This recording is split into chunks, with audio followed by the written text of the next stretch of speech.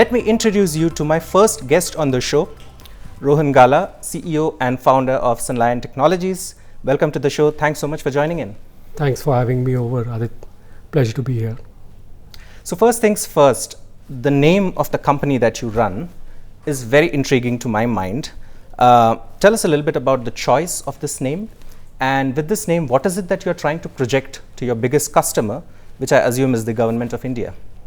Yeah, so very interestingly, we are three founders who started this company, and when we were thinking about what we were trying to do, I think a recurring theme to us was trying to merge our experiences, trying to merge our learnings from different sectors, and that's where a theme of fusion actually was something that was very central to us. Right.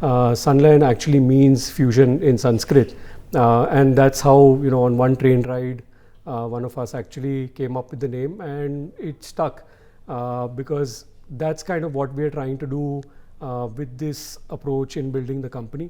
We're trying to merge the old with the new, bring in first principles thinking, behave like a startup, move quickly, but also respect the traditions and the kind of gravitas that is needed to actually build something in something as strategic as a defense.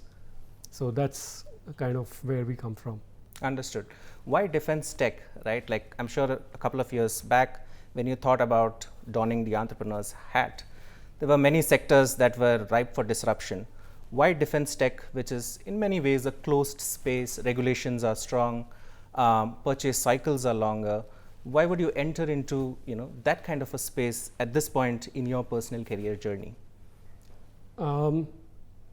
So all three of us were at a manufacturing company before this, and when we were transitioning out, thinking about what would be the next challenge to kind of take on, a couple of things were very clear to us that India was looking like it was ready for disruptions across multiple large spaces, whether it's consumer tech, which has already happened, autos, which happened much earlier.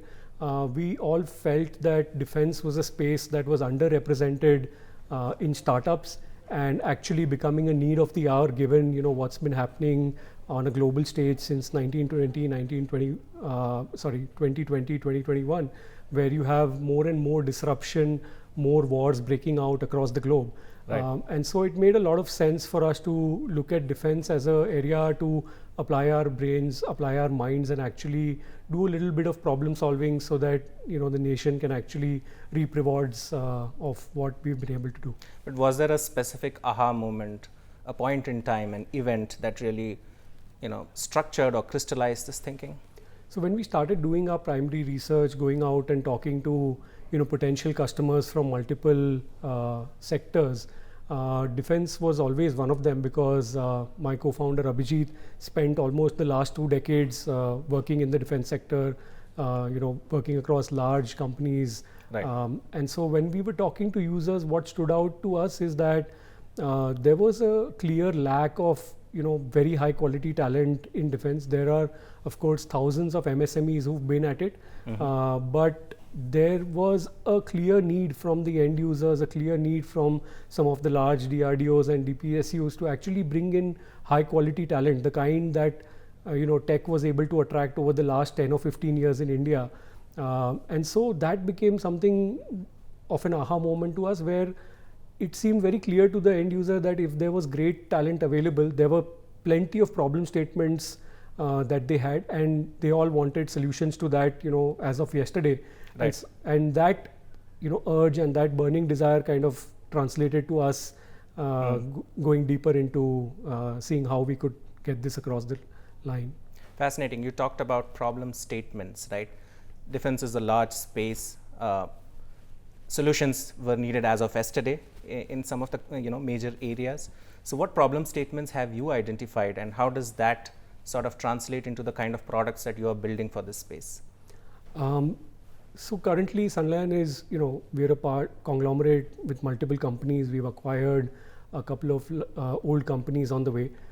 In terms of the broad technology areas, we are mostly into defense electronics, and within that, we straddle between digital electronics, which would be mostly around FPGAs, software, hardware solutions, avionics, power electronics, and then most recently we've also started our radars and electronic warfare part of the business. So these are largely the technology areas we're in. With respect to problem statements across all of these, I think there are multiple areas that we're trying to solve, but one of the largest areas that we are trying to solve for is on the electronic warfare side of things, and that's where we feel there is a large scope of bringing in new solutions, because most of the existing solutions that we have are getting outdated, as you can see across wars across the globe. Interesting. You talked about electronic warfare. A parallel that's also running with electronic warfare is this entire no contact warfare, and to my mind, Operation Sindoor was a watershed moment in the country's history. We saw contactless warfare happening at scale.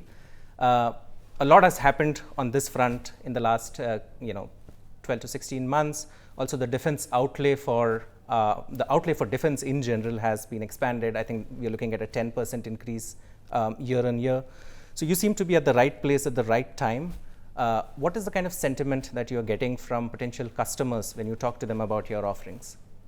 See, Operation Sindoor obviously has brought a lot of the conversation around being resilient and having supply chains that are very strategic to be self-grown, homegrown. And this has become a dinner table conversation, but this is something that we actually realized when we started the company a couple of years back, in terms of having the ability to have our own indigenous technology, because you can't always be you can't always have your supply chains that are risked by some of the global economies.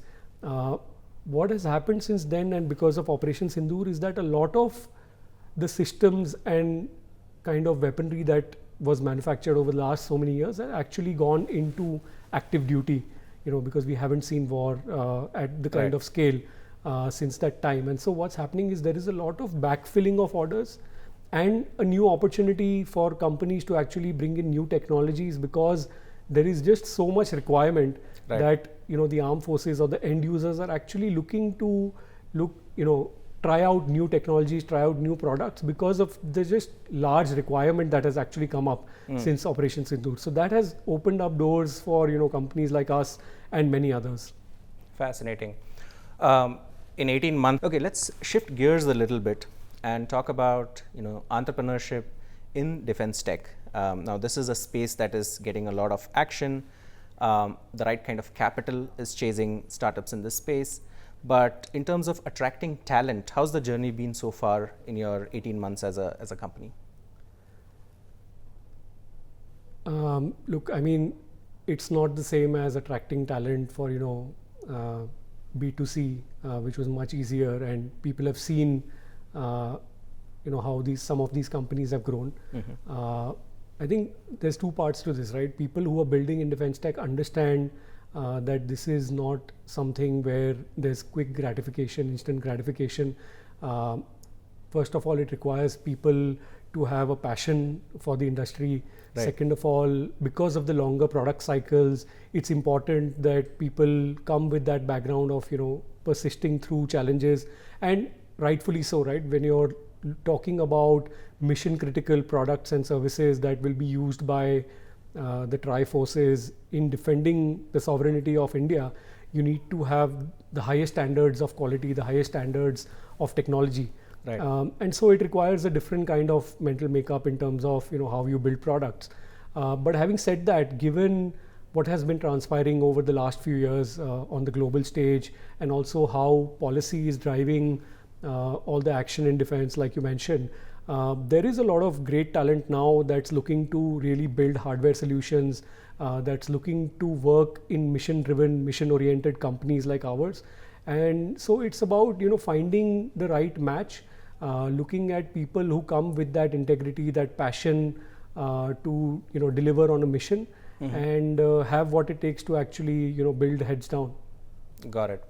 I've been a journalist for nearly 2 decades now, and from the very beginning, I've covered companies, especially IT services companies who work in India and work with PSUs and government organizations. One common refrain has always been that procurement cycles are longer, RFPs tend to focus a lot on the L1 aspect, the lowest bidder possible, and therefore it has never been a very lucrative sort of space for a lot of Indian IT services companies. Has that changed? If yes, then what has really been the push factor? See, I think there's multiple angles to look at this. One, at the end of the day, you have to deliver products to the end user, and so it's not as as fast moving as, let's say, a IT services company would expect, right? But having said that, a lot of new reforms that have come through, starting 2020, 2021, have been towards ensuring that there's more private participation, ensuring that barriers for smaller companies are being removed fundamentally. You have things like TDF, IDEX, you have multiple reforms on the DCP, DAP kind of things, which are ensuring that companies with the right products, companies that are answering the problem statements of the end user, actually get an opportunity to present those products, actually get the funding, get the backing that is required to deliver products into the hands of the end user. Right. So I would say that things are moving at a very rapid pace. The way the government is buying, the way the government wants to include participation from private companies is evolving very, very rapidly. Yeah. Are we there yet? Probably not, but are we moving in the right direction? I would say 100%. And I think the Ministry of Defense has called out 2025-26 as the year of reforms and the year of theaterization. Are these opportunities that you're looking forward to? Absolutely. I mean, these are things that would, just multiply the kind of opportunities that are available to everyone who's kind of a participant in this larger ecosystem. We're also looking forward to, being a beneficiary of all the reforms that are going on. And along with our subsidiaries, we feel very confident that because of our, relationships, because of the products that we've already delivered, and because of the vintage of, what we've been doing, our understanding of the entire ecosystem, we stand to gain very handsomely from the reforms that will be coming up. You talked about your subsidiaries. I think Versabyte and Dexcel are the two companies that you have acquired, and both of these companies come with rich legacy, 25 plus year old companies, both of them.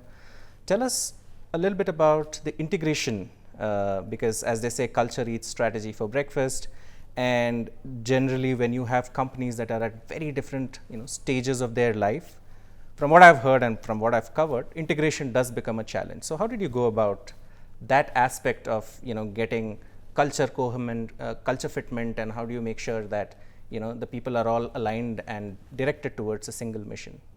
This is actually something that we thought about a lot when we started the company. Given we had a clear focus and mandate to go out and partner with companies, partner with MSMEs who were already present. We had a playbook in mind in terms of saying that how do we actually acquire, how do we look at these companies, how do we integrate. And so a couple of things that really stood out for us from the get-go was that first of all, we had to all be mission aligned. It becomes very easy to cut out the noise when the end goal is the same for both the parties. Secondly, also becomes very important that the traditional ways of thinking, there's an acquirer and an acquiree, is replaced by a more partnership model where we bring something to the table as a young startup who brings a lot of energy, that ability to move very quickly, velocity, and ability to bring in talent that typically older companies are not able to do, both talent and capital.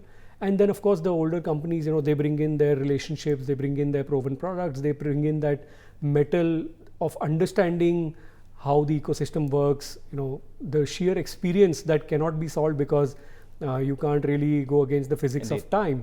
And that really helps solve a lot of, debates or discussions where at the end of the day, you have to sit across the table, hear each other's views, and then arrive at something that benefits one, the customer, and two, the company. And so once these goals are aligned, I think it becomes very easy to, maneuver some of the difficulties that come with, these two opposite worlds clashing. Tell us a little bit about Dexcel as a company. Which is the primary space in which they play, and what are the kind of orders that you're seeing for Dexcel, especially post-acquisition? So Dexcel has been around for 25 years and they've worked on multiple platforms, but one of their biggest strengths is on the avionics side. We're also expecting them to get a large order for one of the fighter fleets very, very soon. And because of this rich avionics experience, what we're now able to do is provide solutions that actually embed things like AI, quantum computing into newer platforms, into some of our legacy platforms, which give us an edge and are creating a large path for more and more products to kind of get into the fleets that we have. Fascinating that you talk about AI, because I think the broad expectation is that future wars will be AI powered, AI enabled, both from a defensive as well as an offensive capability standpoint. How are you thinking about AI both at a product level and as well as at a back end level in terms of streamlining functions, in terms of how the day to day at the company works? Yeah, I mean, it's the buzzword of I think the century, but how we look at AI largely in two buckets. One, how does it affect our users and what can I do to make the user's life simple? So it's not very simple to understand from outside, but when you are deploying at the edge, right, and by the edge it could be a border, it could be an aircraft, it becomes very difficult for us to be sitting remotely and do things that might seem simple otherwise, configuration management, edits to the kind of functionality that you can provide. But with AI, with the kind of self-learning that is possible with AI, what we're able to do is learn from operational scenarios and actually create updates that don't need to be pushed by a team that is sitting so far away from the action. And so this significantly empowers the user. And secondly, we look at it from a design point of view as to how we can make our products better even before we ship to the user. And that's where some of the global libraries, machine learning, data that we get from having so many years of experience actually comes in, where we are able to design products much better, much faster. We're able to do iterative prototyping that helps us take products to market much faster. So I think these are large use cases that we're going after right now as a company, but the space is evolving very, very rapidly, as you already know. And so we're always ears on the ground trying to understand where we could deploy some of these advanced solutions. Fascinating. As a defense-preneur, someone who's at the forefront of innovation, what keeps you awake at night? I think just the sheer fact that we have so many things to solve. It's a long, long road ahead. India has been a country that typically imported most of their defense supplies, wares, ammunition. So I think the scale of the opportunity and just how much there is to do actually keeps our entire team awake at night and keeps on powering us. So how do you prioritize which opportunities to go after? Because in my mind, strategy is also about subtracting, and strategy is a lot about focusing on key action items, key focus areas, and sort of making sure that the noise around is kind of subdued. So how do you make sure in a highly competitive environment where there is transformation happening across the board, which opportunities do you actually go after as a small company? No, well said. I mean, something that we keep saying in our boardroom is that strategy is basically what not to do. Right. And so I think there's a couple of factors that we look at when we think about building long term and then balancing the short term, right? So given that opportunity space is transforming so rapidly, it's always tempting to go after multiple things, but every company, no matter the size, right, and us as a small company, someone who's been around only 18 months, it becomes even more important to ruthlessly prioritize and say no to so many things. So what keeps us going is that we've got a medium term kind of goal in terms of where we want to be as a product company, and so there's a clear product charter of how we want our product and technology to move. But we are always very, very close to the ground and always listening to what the user is saying, so that we're able to manage that gap between what's going to happen 2 years from now and what we can do today to either accelerate, decelerate, or change the direction in which we are going. So that is something that the leadership at the company is always thinking about, always talking about, debating and discussing on a day-to-day basis. Let us in on the product charter and what the pipeline looks like. What products are you most excited about? Multiple products. So from a Dexel point of view, we are looking at multiple new avionics solutions that will completely transform some of the largest fleets that we have in terms of their capabilities and how good they become because of these upgrades. From a VersaByte point of view, there's a bunch of high power applications that we're looking at, and some of them will be able to address the evolving threat of drones and swarm of drones. And from a Sunlands point of view, we're, like I said, building on the radars and EW side. We're building a bunch of radars that will have multiple applications going from Army, Navy, and Air Force. So these are largely areas that I think are big bucket items in terms of the company strategy. Got it. And who would your top customers be within this framework? So our top customers are everyone. At the end of the day, it's the government of India and the tri-forces that we supply to. But essentially, we want to work with large private system integrators. We want to work with the tri-forces directly because that's where the most amount of learning is. And then we want to work with all the design agencies, the DRDOs, space agencies, because a lot of action is now happening on the defense space side of things. So that's largely the width of our customers. Got it. And any of your products are presently in active deployment? A lot of our products, at least from the subsidiaries, are actively deployed, have been deployed for the last 2 or 3 decades across multiple platforms, whether it's air, land, sea, space. Some of them being fighter aircrafts, battle tanks, missile launchers, missiles, naval ships and submarines. So we have our products across all of the battlefronts. So did any of your products actually see active duty during Operation Sindoor? Yeah, multiple of our products have been commissioned that actually saw light of day during Operation Sindoor. So some of our products were on the aircrafts that were used. Some of our products were in the anti-aircraft guns and missile launchers that were used.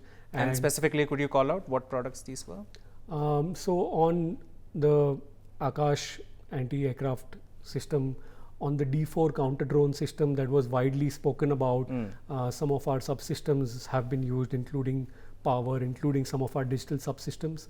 Right. So yeah. Fascinating.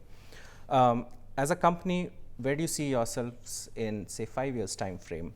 Is international expansion on the cards as well, or would you be an India-focused startup for the near term? I think very near term, we're looking at just the opportunity space in India and looking to double down on what we've been doing and what our subsidiaries have been doing.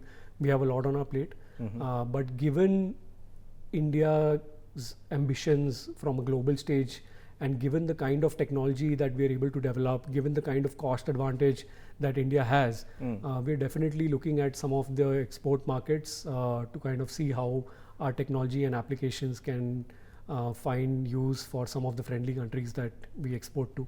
Right. And in terms of the company's financials, what are you chasing more at this point? Is it growth, or is it growth backed by profitability? See, I think none of those. We're actually chasing capability development. At the end of the day, we're an 18-month-old company. We've got our eyes set at a very, very large mission, which is to build radars for the country. Right. And so capability building is actually the forefront of what we are looking to do. But having said that, and very contrarian to most startups, we are actually profitable given we have given our subsidiaries, and so we are looking to grow sustainably and ensure that we're not just a flash in the pan. Interesting. If I am an engineer in the manufacturing space, why should I join a company like Sunlands? Very interesting. This is something that we've picked up from some of the people that have joined us, something that we wanted to project when we started the company. So a couple of things.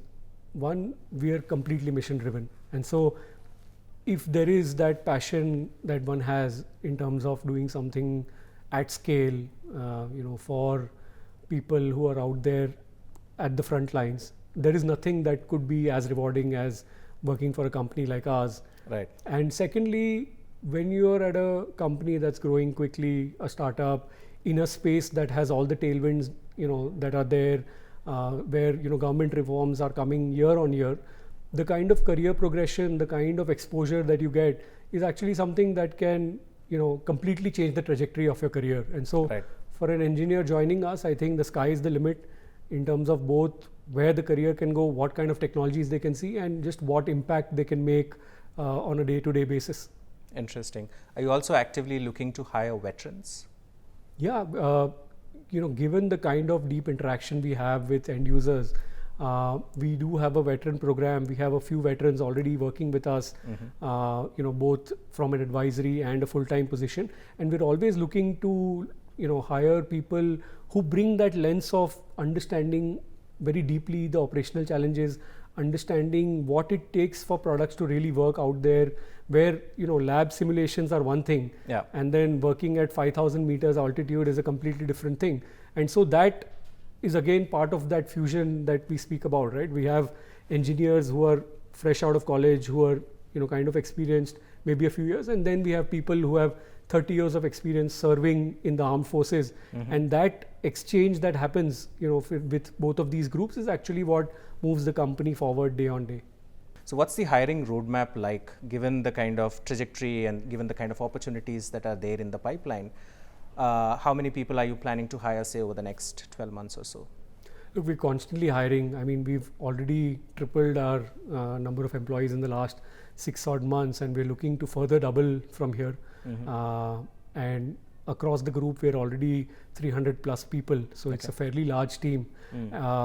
But we're always looking for people, like I said, who are mission aligned, who understand the kind of challenges, who understand the operating requirements. And that's both a mix of veterans and a mix of energetic engineers who will come in and solve the problem at hand. Got it. For someone who's interested in defense tech as a space, what would be your top advice, especially someone who's just starting up and bustling with ideas in terms of what should be done, what problem statement they should be looking at? For someone new entering the space, I think there's two parts, right? One is ideas are great, and I think the entire machinery and ecosystem is primed to accept ideas today. But also what one needs to realize is that the product life cycle from idea to concept to actually mass manufacturing is going to be a long and lengthy one. Right. You're going to be serving mission critical applications and products that need to undergo the highest level of testing, stringent quality norms. Some of these products will be in active duty commissioned for 10, 20, 25 years. Right. And so persistence is the name of the game. You need to be completely aligned to the mission. You need to be listening and hearing from the grounds up. And you need to ensure that you are completely clued in to the ever evolving needs and serving some of these products and services to the nation. Since these are all mission critical systems that we are speaking about, how do you keep the bar on quality and testing really high? See, at our company, this is something that's very, very core to us. It's one of our clearest cultural and philosophical values that we need to have a very, very high bar for quality. And it starts right from hiring the kind of people we would like to associate with, the kind of products, the kind of systems that we have in the company, the kind of rigorous documentation that follows, the kind of internal reviews and stage gates that we have to ensure that nothing but the best or nothing but the right quality actually goes to some of our customers. And then of course we work with the customers to ensure that final fine tuning, the final quality bars are actually passed along with the customers. That's it, folks, for this episode. Thank you so much for joining in. If this episode resonated with you, do share in your networks, and we'll be back soon with another inspiring story of a defencepreneur that is building for India. Rohan, to my mind, Operation Sindoor was a watershed moment in India's history. A lot of change is expected over the next 5 years or so in terms of defense procurement. Already the Ministry of Defense has said that 2025-26 is going to be the year of reforms. How do you look at some of these developments? Continuing with Operation Sindoor, could you talk to us about some of the products that you have in your suite and whether they actually saw some action during Operation Sindoor? Coming back to Operation Sindoor, could you tell us about the action that some of your products saw when this thing was happening? Wow.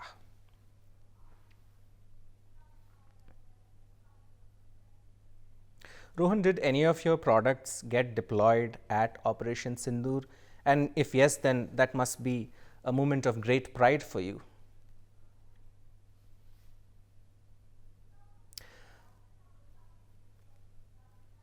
Rohan, did some of your products get deployed during Operation Sindoor? If yes, then tell us a little more. Rohan, what keeps you awake at night as a defense tech entrepreneur? Rohan, what's the best part about building for Bharat?